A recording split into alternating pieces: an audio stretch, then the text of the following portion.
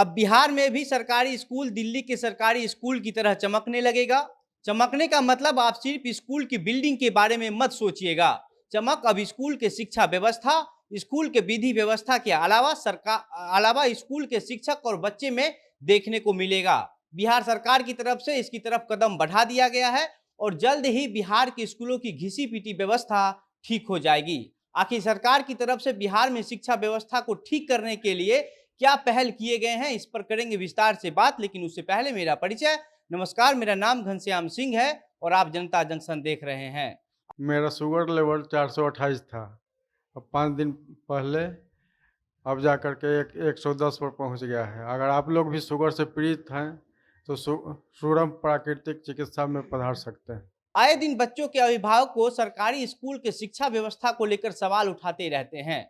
कहीं पर क्लास 1 से लेकर 8वीं तक की पढ़ाई सिर्फ 2 शिक्षक मिलकर करा रहे हैं, तो कहीं पर बच्चों को बैठने के लिए जगह नहीं है। हमको समझ नहीं आता है कि आखिर 2 शिक्षक मिलकर कैसे एक समय में 8 क्लास ले लेते हैं।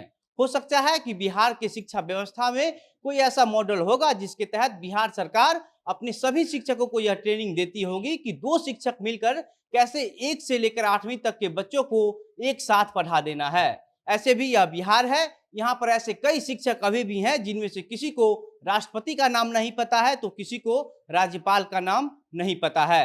राज्यपाल और राष्ट्रपति तो आप छोड़ दीजिए, कई ऐसे भी हैं जिन्हें मुख्यमंत्री और प्रधानमंत्री तक का नाम नहीं पता है। आए दिन ऐसे शिक्षकों से जुड़े कई सारी वीडियो सोशल मीडिया पर वायरल होते रहते हैं। इनमें से 1-2 वीडियो तो आपने भी जरूर देखा ही होगा। इन शिक्षकों का आधा से ज्यादा समय धरना प्रदर्शन करने और इसके बाद न्यूज़पेपर में उस धरना प्रदर्शन से जुड़ी छपी खबर को देखने में लग जाता है।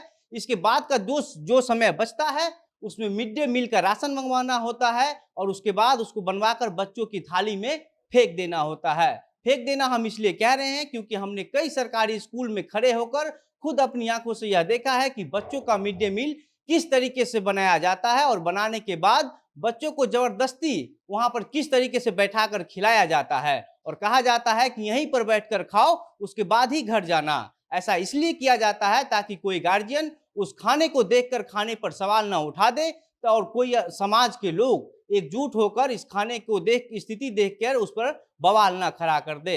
ये सारी बातें तो बिहार के सरकारी स्कूल के बदहाल व्यवस्था की है, लेकिन इससे परे आपने दिल्ली के सरकारी स्कूलों की शिक्षा व्यवस्था के बारे में भी कहीं ना कहीं जरूर सुना होगा। तो अब बिहार सरकार भी बिहार में दिल्ली जैसी शिक्षा व्यवस्था लागू करने की सोच रही है।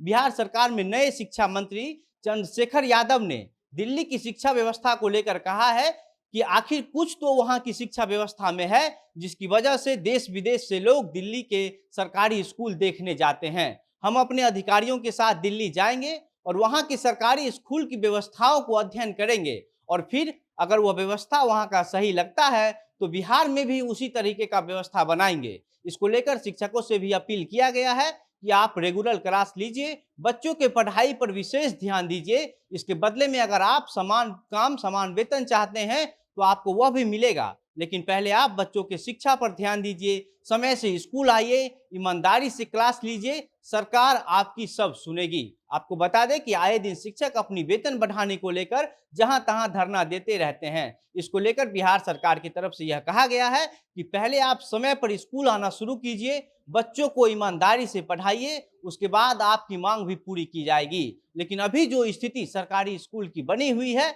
उसमें आप लोग सुधार कीजिए और समय पर क्लास लेना शुरू कर दीजिए। आपको बता दें कि अभी हाल ही में बिहार में नई सरकार की गठन हुई है जिसमें शिक्षा मंत्रालय का भार आरजेडी के मधेपुरा से विधायक चंद्रशेखर यादव को दिया गया है। इससे पहले भी जब 2015 में आरजेडी कुछ दिनों के लिए सत्ता में आई थी तब भी चंद्रशेखर यादव को आपदा मंत्री बनाया गया था। चंद्रशेखर 2010 में पहली बार विधायक बने, जिसके बाद लगातार 3 बार चुनाव जीतते आए हैं। 2020 के चुनाव में जदयू प्रवक्ता निखिल मंडल और जाप के प्रमुख पप्पू यादव को हराया था। अब आप बिहार की शिक्षा व्यवस्था के बारे में क्या सोचते हैं? अपने विचार हमें कमेंट बॉक्स में लिखकर बताइए। क्या आपको लगता है कि इस नए सरकार में बिहार की शिक्षा व्यवस्था में कुछ सुधार हो गई? अपने मन की सारी बातें हमें कमेंट बॉक्स में लिखकर बताइए। और अगर आप हमारा ये वीडियो फेसबुक पर देख रहे हैं तो वीडियो को शेयर करें, पेज को लाइक करें। अगर यूट्यूब पर देख रहे हैं तो चैनल को सब्सक्राइब करें। वीडियो में अंत तक हमारे साथ बने रहने के लिए बहुत बहुत धन्यवाद।